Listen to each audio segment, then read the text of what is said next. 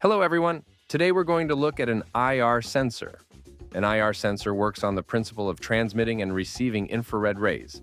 The beam is reflected from the object and returned to the photodetector, which allows you to determine the presence of the object. Let's connect the IR sensor, VCC to 5 volts, GND to GND, and out to any Arduino digital pin, such as D7. The IR sensor is calibrated using the potentiometer on the board. Place the IR sensor and the object at the desired distance.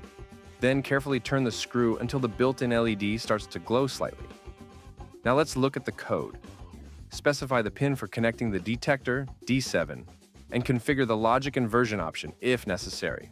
In the setup function, we define the pin as an input and start serial communication. In the loop, read the signal from the detector.